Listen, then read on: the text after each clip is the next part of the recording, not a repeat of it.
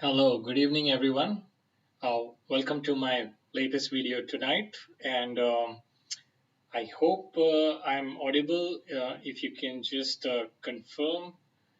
So today I'm going to show you some exciting games. If it allows me, the time allows me, I can show you even two games. But here I'm going to transport you back to 1995. Now, something special was happening in High Costa.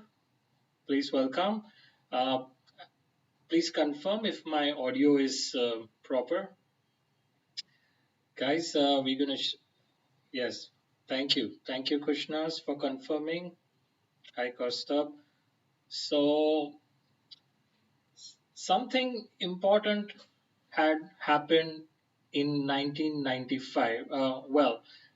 Personally, in my life, I became a chess coach in 1995. Okay, that's 25 years back, and also, I had taken chess more seriously. Of course, I was already, a pretty strong player, and I'd started coaching then. Uh, but on the other side of the globe, something exciting was happening during that time in September. So, what was happening? There was a classical World Chess Championship 90 was there in 1995 between Gary Kasparov and Vishwanathan Anand. Yes, guys, the games were very, eventful and very tough. And the championship started on 10th September 1995, and both the players were in their prime. Uh, hi, so both the players were in their prime, and hi, Anya, welcome to my video. And Gary Kasparov was just 32 years old, and Vishwanathan Anand was, in fact, even younger. He was only 25 years old. Yes. So this was 25 years back. Okay. And so, you know, there were qualifying tournaments and everything. And finally, in the championship match, it was the PCA ran a World Chess Championship cycle kind of a format, okay, used by the FIDE that time, and Gary Kasparov, these both players. Can anybody guess which skyscraper they played in? Can anybody guess which skyscraper they played the match in? It was played it was played in the World Trade Center, okay, on the 107th floor, the South Tower. Okay, this is when, of course, World Trade Center was very much there. Unfortunately, now it's no longer there. So on the 107th floor, these two guys were playing top level chess on the 107th floor. Okay, so let's see now what happened. Finally, the games had started, and the it was a 20 game match. Whoever uh, could have more score. So finally, there were 18 games with 4 wins. Okay, Gary Kasparov won. Um, Pentagon. Hi, Ajitesh. No, this was World Trade Center. So here in this World Chess Championship match, after 18 games, Kasparov won with 4 wins, 1 loss, and 13 draws. Okay, 13 draws. So I'm going to show you today that 1 loss, first of all, which Anand inflicted upon. Okay. Um, of course, Gary Kasparov was already a legend at 32, and he's still, of course, we look up to him as a living legend, and he's in even as we are speaking, he's already welcome aboard. He's come aboard on an Unacademy platform. Okay, he's going to teach in Unacademy. That's amazing news for all of us. So since I being didn't play that, He didn't play the sharpest line. In bishop g5, there is also the poison pawn variation. Um, okay.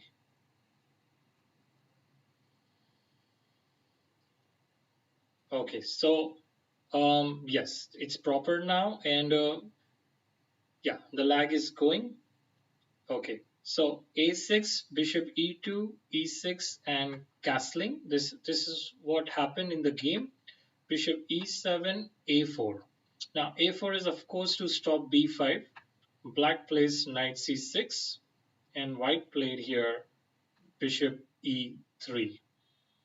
Okay, so after bishop e3, black castles and f4. All these are the normal moves, guys. So um, I've I don't need to explain here anything because all these moves like f4 controls the most important square in the center. Um, Everything has been developed properly. Black, normally the pawns are on d6 and e6 for Sicilian in Naidov. And so here, let's see. And black usually brings his queen on c7, so which he did over here. All this is theory, guys. King h1, it's precautious move over here. Taking precaution into consideration, king goes on h1, and so there are no checks coming on the diagonal g1 to a7. Sometimes it does happen. So rook e8, and finally here white plays bishop f3. Now bishop d3 was previously tried twice in the match. So there were 8 draws, like I mentioned. After 8 draws, this is the ninth game, and it happened today, okay, 25th September.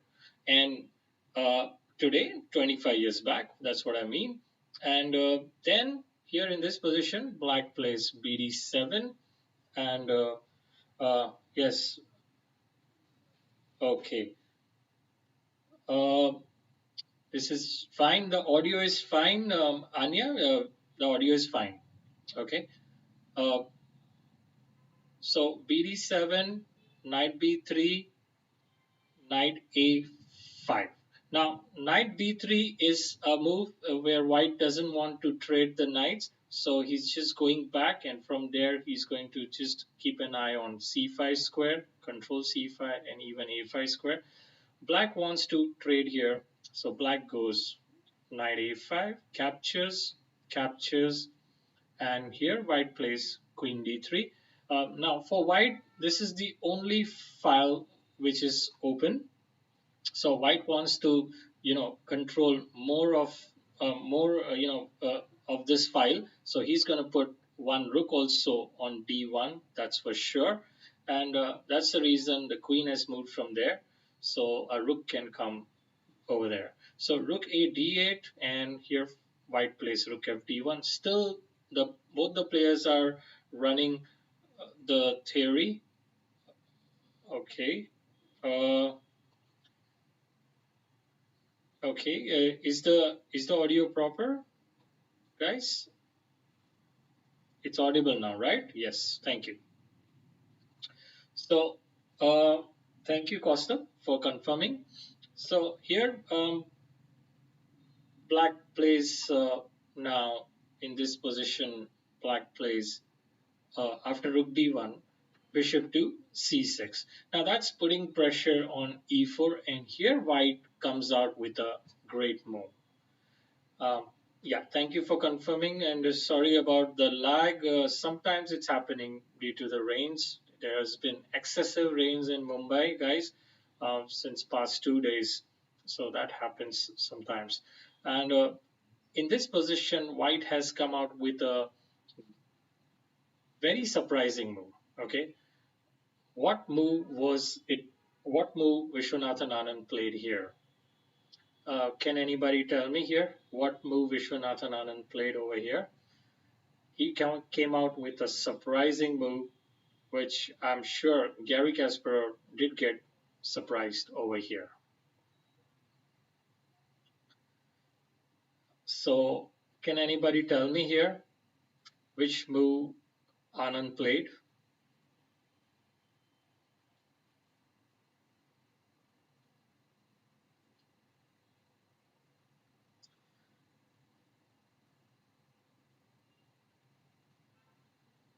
Okay, I'm asking you guys to guess. Okay, so thank you for confirming Krishna's. Here, White played not bishop. Bishop g5 is not possible because there is a pawn on f4. Bishop g5 is not possible. G4. Okay. G4 is playable, but it's kind of risky right now, and you're playing with the you're playing with the world champion Gary Kasparov. It's kind of risky to play G4 right away. Here, White played B4. Now that was a surprise for Gary Kasparov. And here the thing is, of course, Black did not accept here this pawn. Uh, if he played Queen to C7, but let's see what would have happened if he would have accepted this pawn. B4 is a very nice move to gain tempo. Now, if he had taken this Queen X B4, which is really a bad move, okay, can you guys try to guess what would have happened now? What would have happened if he had taken the pawn on b4? Can you guys guess over here?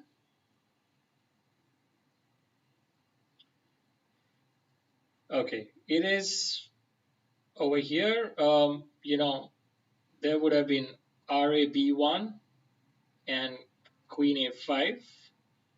All right, and after this, there would have come bb6. So the queen would have gotten trapped. Okay, isn't that amazing? The queen would have gotten trapped if he had taken the pawn. It's not necessary to play rook db1. You can even play. I think rook db1 will also do over here. Rook db1 will also. I think it should work. Yes, it's working. Even rook db1 should work over here. And the same thing is going to happen here now. To queen a5, he's going to do bb6. Right. So here he's gone to queen c7 and white played b5. That's another attacking move. Look at the attack which is forming up, which is building up. First b4, which wins the tempo, and now b5 again wins the tempo. Look at that bishop.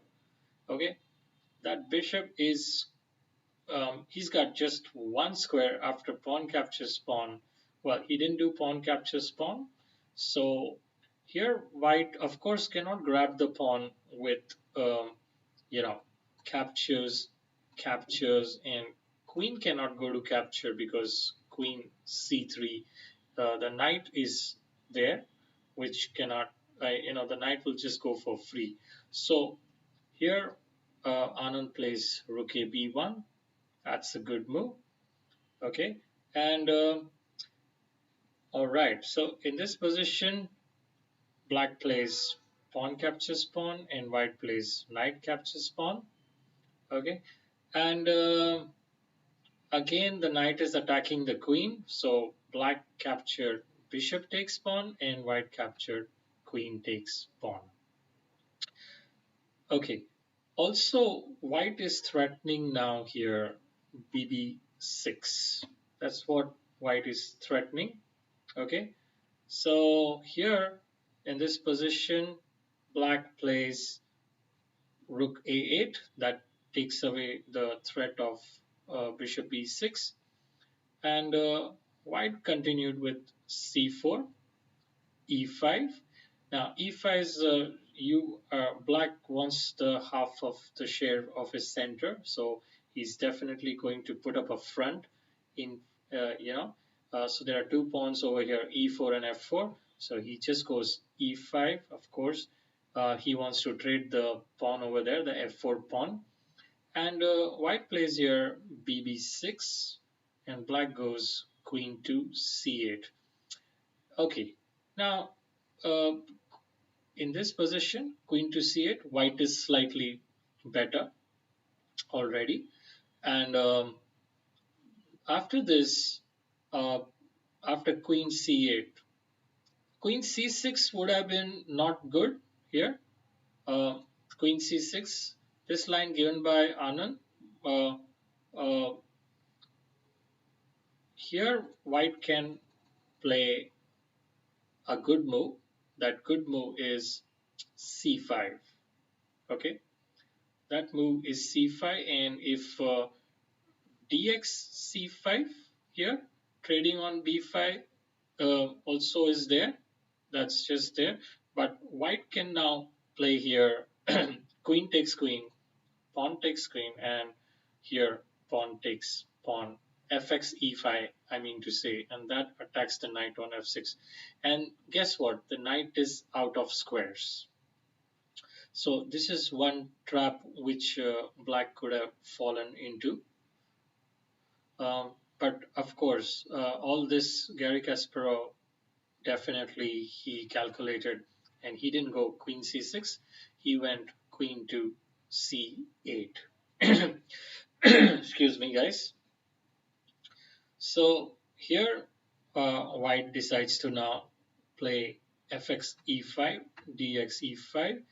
Um, Here, grabbing the pawn will, of course, not be a good option. If he grabs the pawn here, first of all, it's there is this discovered attack is there, and secondly, black can first take this. Black can first take this pawn. Rook takes pawn. So white is not interested in that pawn at all. So here white plays a more solid move, and that move is a5. Okay, a5 is the move, pushing the pawn forward. And black goes here, bishop f8, saving his pawn there. So um, now in this position, white goes h3. Just it's a flight square for the king, so there are no back rank weaknesses happening later on in the game. So h3 is a quite again a precautionary measure for white. Um, Here black plays queen e6, and now comes the most important move of the game, guys. Can anybody um, tell me here what did white play? If you haven't seen this game before, this is certainly a surprising move for white. Okay, it's a positional, entirely a positional move, and um, it was just a great move. When at that time when it was played, all over the world, I remember the whole media going crazy about this move. They were all so excited that, uh, you know, a guy from India, Vishwanathan Anand, who was that time, the world number two. That's how he challenged Gary Kasparov. So he played this move, and after eight draws, consecutive draws, the ninth game here, Anand is on his way to victory. So can anybody tell me here? The move was rook to d5. Okay, this is a positional sacrifice, guys.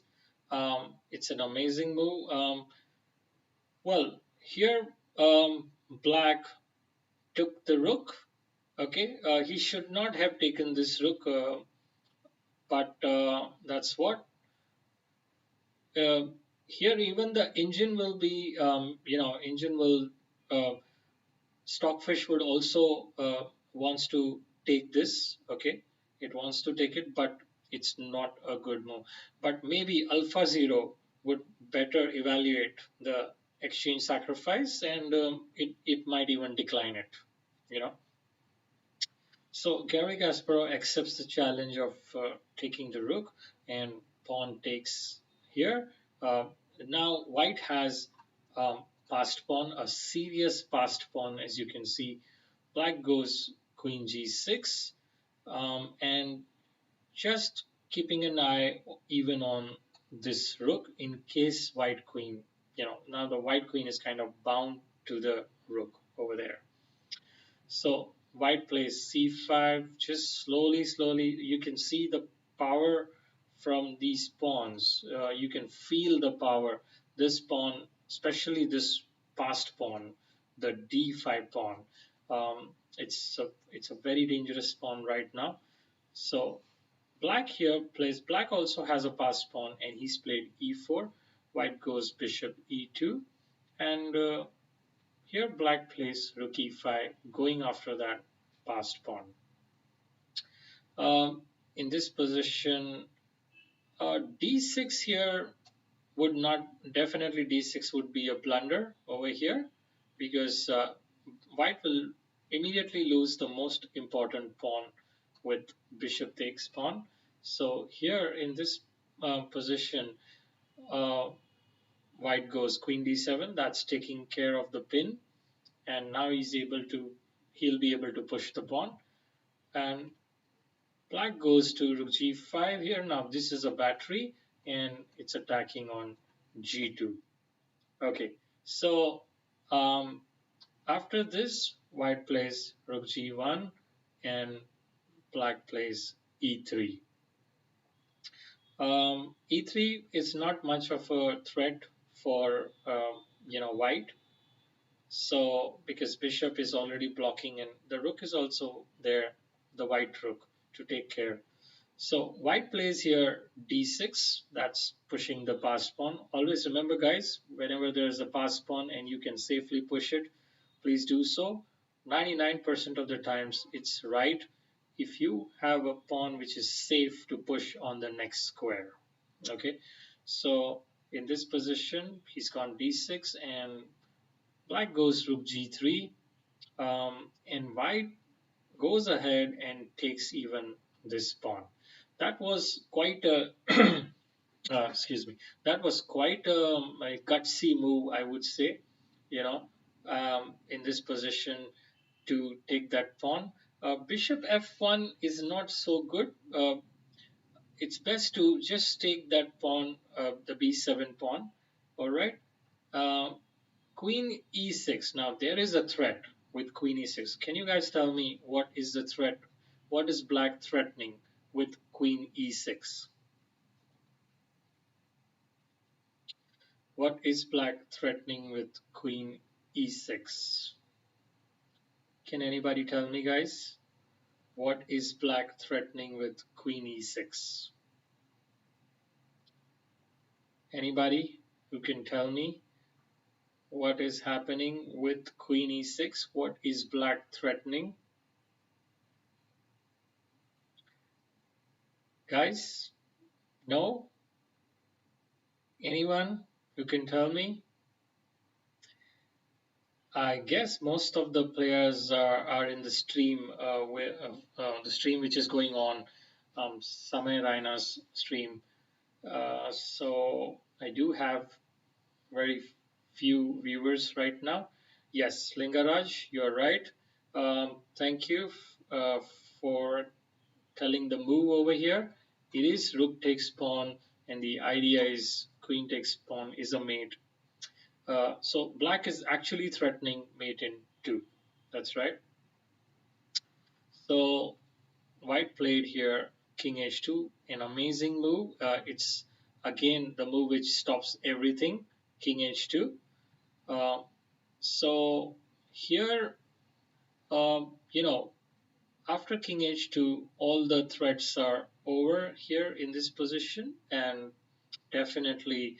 Well, there were other moves also, but not as effective as king. Like for instance, if rook f1, then there was rook b8. Look at this move, and this can lead to a draw because if here queen takes rook, then rook h3, king g, if well king g1, because if this, then it leads to a draw. If pawn takes rook, then this leads to a draw, perpetual draw, right? And if in this position king to g1, then black has a brilliant move in the form of queen e5. Okay, it's a brilliant move to make a draw over here. uh, which Anand admits he almost fell into. Okay, Anand admits he almost fell into because white must capture here the rook on h3, otherwise the mate is coming, and this would have been a draw. And so Anand would not have won that game if that's what would have happened. So king h2 is the best move, guys, over here. And after this, there comes, well, there's nothing after this here. So black resigns here. And Vishwanathan Anand won the first game of this amazing and eventful World Chess Championship, which happened in New York, okay, 1995. Now, immediately the next game, what did Gary Kasparov do? We're going to see that, okay? But before that, I would just like you guys to tell you something about the subscription. Unacademy has come with this 10% discount scheme for those who want to be a part of Unacademy. And there are lots of things happening here. Anand is already a part of Unacademy, and even there are so many other grandmasters, Indian grandmasters. There is Vidit Gujarati. He's quite famous, and he's also a part of Unacademy. He teaches, and also very recently the news has come. Even Gary Kasparov is coming to Unacademy for his classes. Okay, there will be live sessions with the great living legend whose games I'm showing. So both of the legends, living legends, one is already there in Unacademy, and the other is joining in. Uh, there are already, it's confirmed that he will be joining. So I'm just going to show you quickly how to do this subscription. For that, I will just start my browser and I will show you guys. So, okay, here you guys can see. Sorry, 1 second. I will close this, and you can see here my. I will do it on incognito. That would be better because yeah. So just type here in Google Unacademy, you know, chess. You can just type Unacademy chess, and you can see here. You can see here the first option itself. It says Gary Kasparov live only on Unacademy for free. So I guess he's going to give you even a free lesson. And you have to go to the next link, which says unacademy.com gold chess. And here in this um, link, you click on this link and it will take you to this link. Okay, the next web page. Here there is get subscription. Just click on gets. You can first make the ID, or you can first click on get subscription. It'll be better if you make the ID first, and then after this, um, it'll take you to select subscription. There is also select iconic. Now iconic is the newest thing where there's personalized coaching, only 4 students to 1 tutor. Okay, one educator with only 4 students. That is the iconic. And there is select plus. So you can click on select plus or iconic and type over here the referral code I'm going to type. You can see now the rates, and what I'm going to do is I'm going to type, okay, sorry, 1 second, guys. Yeah, I hope you can see now. Um, okay, I'll just quickly go back. I think there was a little bit of a confusion. Okay, here you go. First, you type Unacademy Chess, and after this, you can see here Gary Kasparov, um, you know, live, and you go and click on the second link, which is here, and click on get subscription. So after you go and click on get subscription, it will take you to this web page where there's plus sign iconic, and in this you can go select plus, and if you want select plus, if you want iconic, you can click on it and then put my code Sanj64 and click apply, and you can see here the rates went down. Okay, so you saw how the rates went down. So, okay, guys, we'll go to the next game now. The next game is what happened where Gary Kasparov is he's going to come back with a victory. Yeah, there you go. I'm back again, and we will see the victory against Vishwanathan Anand. Gary Kasparov is going to play now. The next game he came back, and let's see what happened in the next game. He's come back. He came back with the revenge. He came back into the match, and he was able to win the next game itself. Okay, guys. So let's see this one. Here, white is Gary Kasparov and black is Vishwanathan Anand. This is the 10th game, right after the ninth game where Vishwanathan Anand won. So Gary Kasparov has prepared something. Okay, he's prepared something. It's a home cooked novelty. We are going to see here what home cooked novelty he did. E4, E5, Knight of 3, Knight C6, BB5. Now this is known as the Ruy Lopez Spanish opening, and A6 happened, and white played Bishop A4. Okay, this is the normal variation of Ruy Lopez. Knight F6 is what happened, and in this position, white played castling. This is just normal. It's just part of the um, you know variation of Ruy Lopez, and black here, who was Vishwanathan Anand, he went for I think here it's safer to play the closed Ruy Lopez, which is Bishop East. First black plays B5, and after Bishop B3, um, here black can play Bishop to E7. This is also quite a safe, variation in Ruy Lopez, but black goes for the open variation, which is, I feel it's slightly riskier, but let's see. Uh, if maybe, if you want to keep your advantage, you can try to, play a little bit more safely. So here white played d4 and black played b5 first, bishop b3, and in this position, of course, taking this pawn is a bad idea.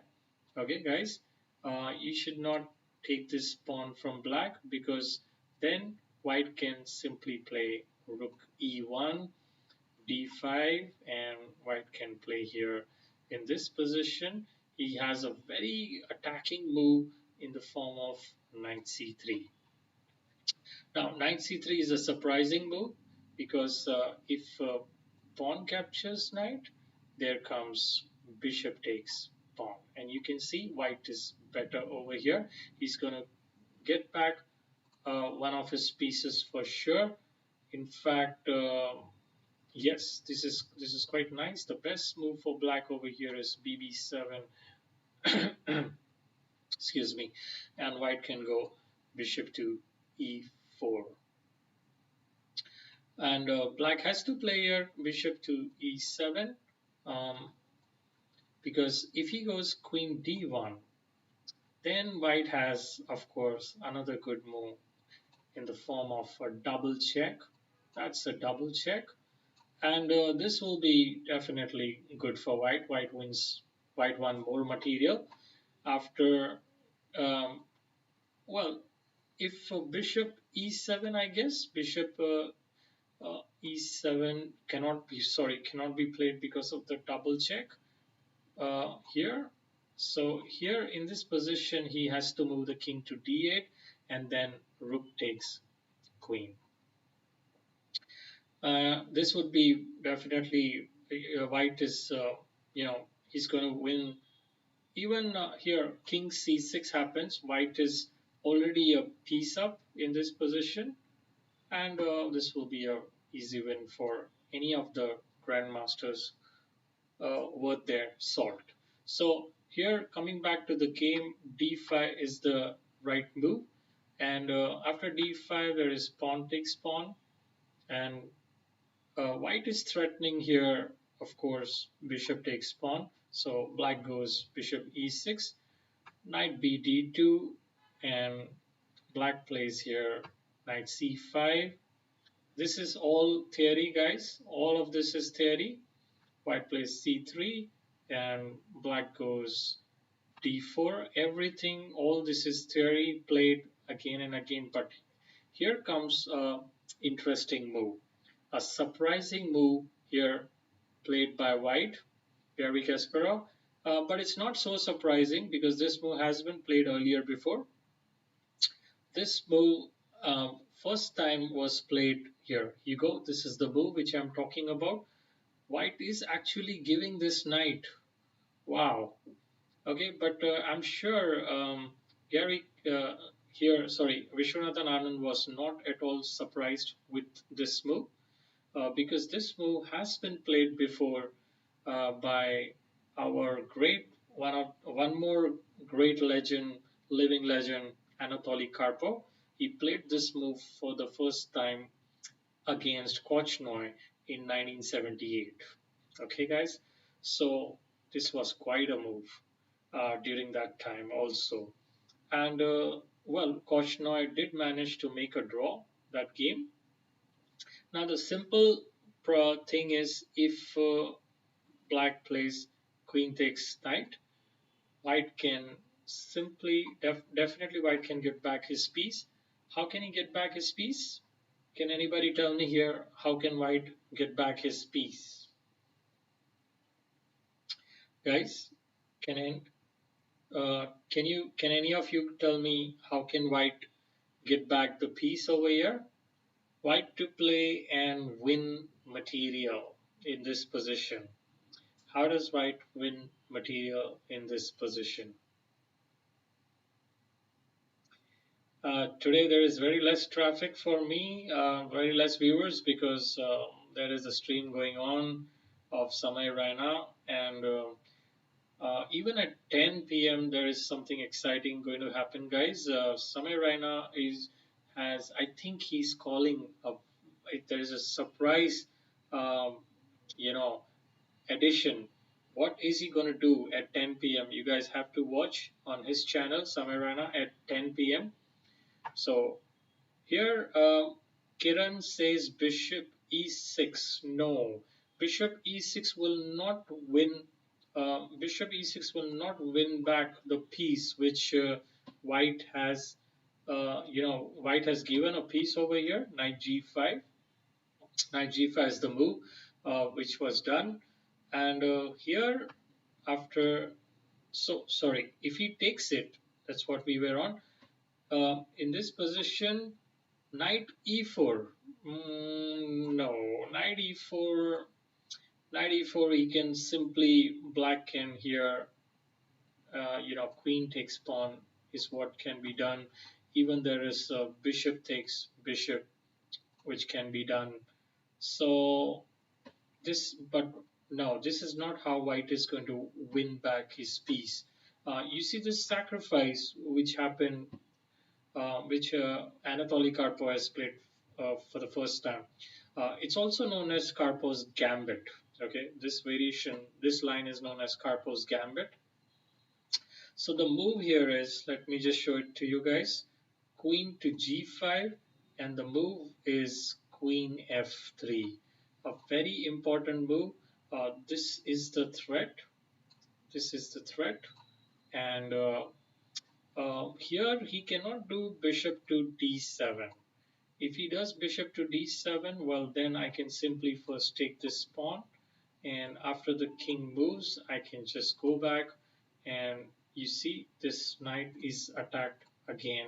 There is a battery, okay, towards this knight. And here, if queen g6, okay, then I have more things coming up. This queen is now stuck over here. Okay, she's stuck defending. This bishop is stuck defending. And here I can play in this position. First, I can play knight to b3. Okay, and black does have knight x e5, but I got queen e2. So again, this is pinned and this is attacked. If he does that, that is knight x e5. But if he doesn't do that, well, let's just see what happens. Knight takes knight. I'm just gonna coolly, white will play uh, ax b3, and this knight now. What happens to this knight? Look at black's position. Look at this and this stuck. So rook b8. Let's say if black tries to get this knight off the pin. Sorry, he won't do that. He'll do here e6. That was just a mouse slip. E6, and you can see here what happens now. If bishop to e8, then white can win over here with bishop takes knight. He got back the piece. Okay, so this was a lovely move which blocks the queen. The queen is blocked to support the knight. We cannot do bishop to e6 because then simply white will take back. And look at this. This is really a bad position for black king. Okay, bishop blocked, king stuck in the center. My rook is free to come over here. So, okay, guys, going back to the game, Vishwanathan Anand did not take that knight because this has happened before, like I told you, in 1978, Karpov versus Kochnoy. So here he goes um, pawn captures pawn. That is supposed to be the best move. And here in this position, white captures first the bishop. So the knight is attacking the queen. And pawn takes pawn. And in this position, white will go bx c3.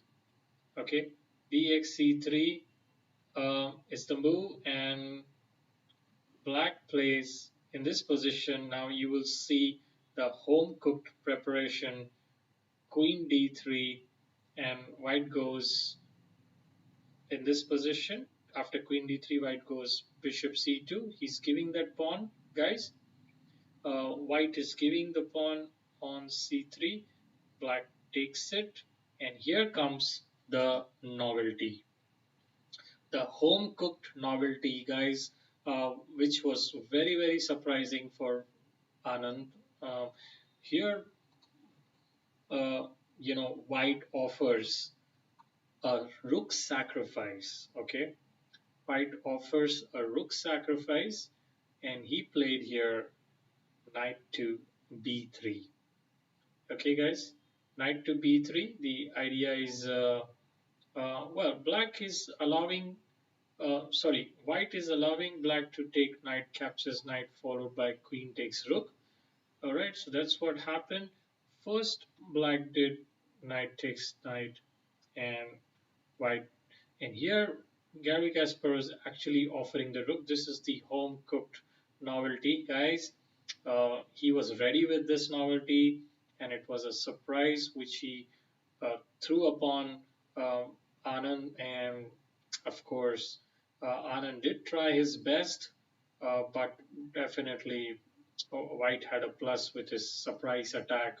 There is an advantage when you have worked on a certain variation and you worked on a trap actually. This is a trap. So uh, black first he did not take the rook immediately. He he stopped himself and he's played. Anand has played here knight b4 in this position, and white goes here in this position. White plays queen to you know, in this position, white played queen to g4, and black here, he can still take the rook, and that's what happened. Black took the rook. Okay, after taking the rook, this becomes the surprise, which is this is what happened here, guys. White played first. He takes this pawn on e6. Bishop takes e6, and um, black played here. You know, rook d8. Now taking this rook, taking this bishop here, it's not good because queen e6 happens, uh, bishop e7, and white has something like this. So you see here the rook is attacking the queen and white is threatening a mate. This would have been horrible for black. So in this position, um, black does not take that bishop. After bishop takes pawn, black played rook to d8. Okay. After rook to d8, white played bishop h6. Now that's a discover attack on the queen. Bishop h6 was the awesome move, expected, but still great move. So queen c3. Now queen, of course, black had to save his queen. Okay, and in this position, white goes. Well, this next move is quite, you know, expected. Can you guys tell me what move did white play over here? What move did white play over here?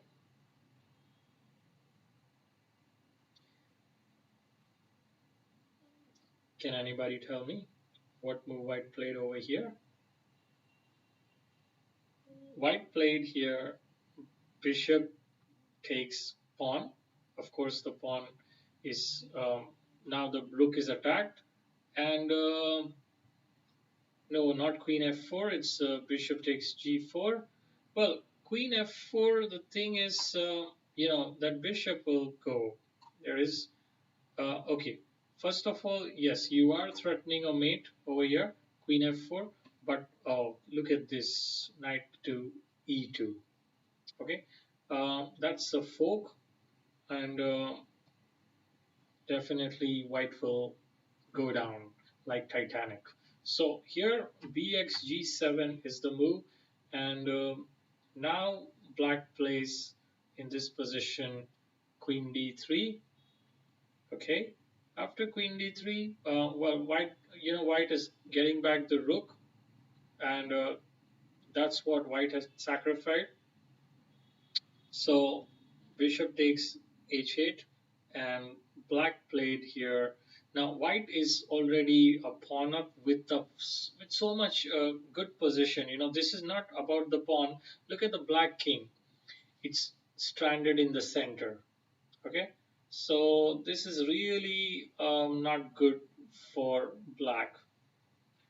So he goes here, queen g6. Black is trying to trade the queens. Uh, White doesn't mind over here trading the queens. White goes bishop f6. That's a very important move. Look at that. The bishop is attacking the rook. And black did play here bishop e7, and white captures. Bishop takes e7. Black did queen g4. Bishop takes, king takes. So we are down to rook and a minor piece versus rook and minor piece ending. And here white has a plus, a big advantage, not just the pawn, there is also the positional. If you assess the position, you will find white is having a better advantage over here. We'll see how, of course, Anand did not give up here. He continued playing, but let's see from here, how did white finish off the game in the next 12 moves only? Okay, in just next 12 moves, white will win this game. Rook c1, That's attacking the pawn, and black played c6, that's defending. And white comes out now with his second passed pawn. Okay, remember guys, if you have the passed pawns, you try to push them. All right, you push the passed pawns, and here f4 is the move. All right, and after this, um, after f4, black goes a5, and you can see these two passed pawns with the bishop along and this rook. It's more than enough to win the game. Yeah, so after f4, a5, white goes king f2. King is an attacking piece, and you should use it in the endgame. That's what you guys must have learned. So king f2, a4, king e3, and after the king is just walking towards the center because we need the king's help also. Black plays b4, and white plays here a very important move, bishop to d1. Now bishop to d1 is attacking the pawn. So here, of course, b3 will be a mistake. Why will it be a mistake? Because pawn captures pawn, and in this position, if there is pawn captures pawn, then there will be rook b1, and this pawn is gone because this rook cannot go there. The king will kill the knight. Okay, so um, so here black played a3. He didn't play b3, and over here, white goes g4. He's just rushing with the center. Um, he's got now three pawns. Well, this is not a central pawn, but the thing is, it's going to help this pawn. Okay, uh, my mistake, I said center, but g4 is going to help f5, and both the pawns e5 and f5 will be very dangerous. So let's just see what happened. Rook d5, and white plays here rook c4. That's attacking. That's a fork attacking this and this, but black has a satisfactory reply with c5. Now black did manage to save that, but then white king comes up, and the rook which was attacked, that's the thing now. That's the problem with c5. Uh, the king comes and the rook has to go back.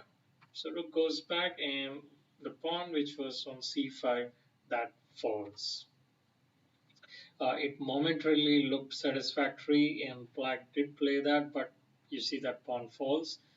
In the next move, after two moves, I mean on the second move it falls. So knight e6 here, the knight is attacking the rook, and white goes rook d5 in this position. And well, the thing was that after knight e6, there is a double attack this way and this way. But here white has one move, and that one move is the most important move and very satisfactory, rook to d5. And after rook to d5, everything is saved for white, and white goes ahead to win this game with rook c8, f5. Look at the power of those two pawns, guys. Rook c4 check. Uh, King just comes back here. Uh, you know, so in this position, um, he can even go king d3. That's not a problem at all. King e3 is what he went. Knight c5, and here white goes g5. That's the best move. Look at those three pawns. Very, very menacing. Rook c1, and finally white played here the best move, rook d6. Rook d6, the idea is f6 and pushing the king further behind, and then there will come even e6. So this is really, really bad, and here Vishwanathan Anand resigned.